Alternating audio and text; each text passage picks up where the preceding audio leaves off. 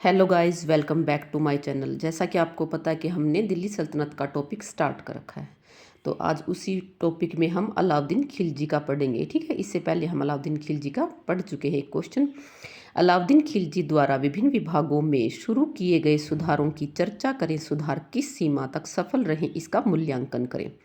भूमिका, अलाउद्दीन खिलजी ने न केवल राज्य का विस्तार किया बल्कि अपने विभिन्न सुधारों के माध्यम से एक प्रभावशाली शासन तंत्र का निर्माण किया। अलाउद्दीन खिलजी द्वारा विभिन्न विभागों में शुरू किए गए सुधार निम्नलिखित हैं। अलाउद्दीन खिलजी ने एक बड़ी स्थायी सेना को बनाए रखा तथा शाही खजाने से नगद में वेतन देना आरंभ किया। सेना की अधिकतम दक्षता सुनिश्चित करने के क्रम में समय समय पर सख्त समीक्षा होती थी। विद्रोह का मूल कारण शराब को मानते हुए सार्वजनिक बिक्री और सुल्तान की अनुमति के बिना सामाजिक समारोह और उत्सवों को मनाना भी प्रतिबंधित कर दिया गया था। यहाँ तक कि अलाउद्दीन खुद भी जो है वो मदिरा का सेवन नहीं करता था। अलाउद्दीन ने स्वयं मदिरा का सेवन करना बंद कर दिया था। आर्थिक सुधारों में बाजार नियंत्रण प्रणाली बहुत विशेष थी। अलाउद्दीन खिलजी दिल्ली का पहला सुल्तान था जिसने भूमि की माप के आदेश दिए। इसके भू राजस्व सुधारों ने शेरशाह सूरी तथा अकबर हेतु भविष्य के सुधारों के लिए आधार उपलब्ध करवाया। सैनिकों का भुगतान नकद में करने के लिए भू राजस्व नकदी में एकत्रित की जाती थी।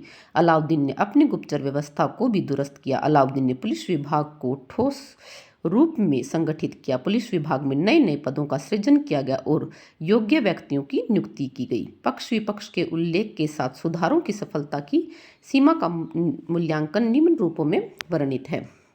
अफसर काफ़ी सावधानीपूर्वक कीमतों का सर्वेक्षण करते थे और निश्चित दरों का उल्लंघन करने वाले व्यापारियों को सजा मिलती थी। यहाँ तक कि अलाउद्दीन खिलजी के समय अकाल के दौरान भी उस कीमत को बनाए रखा गया था। अलाउद्दीन के समय बड़े जमींदार भी भूमि कर देने से नहीं बच सकते थे। अलाउद्दीन की डाक व्यवस्था कुशलता के साथ कार्यरत थी। अलाउद्दीन के बाजार की सफलता का श्रेय बरीद और मुक्तियों जैसे सृजन प्रदाताओं को जाता है। राजस्व एकत्रीकरण में एक तो त्रुटिपूर्ण वसूली थी जिसे बहुधा राशि बिना वसूल किए रह जाती थी। तो ये अलाउद्दीन खिलजी ने कौन कौन से सुधार किए थे और उनकी समीक्षा की गई, भी मूल्यांकन किया गया कि किस हद तक वो सफल हुए थे। खालसा भूमि के खालसा भूमि के विस्तार से निचले दर्जे के राजस्व कर्मचारियों की संख्या में वृद्धि हुई जिसमें अधिकांश भ्रष्ट और लुटेरे थे। यह स्पष्ट नहीं है कि दिल्ली बाजार के नियम प्रांतीय राजधानियों और नगरों में भी लागू होते थे या नहीं। निष्कर्ष, समकालीन परिस्थितियों में अलाउद्दीन खिलजी द्वारा किए गए सुधार अहम स्थान रखते थे। हालांकि कुछ कमियां थी जिसमें प्रणालियों का विकास के दौर में होना भी एक प्रमुख कारण था। धन्यवाद वीडियो देखने के लिए।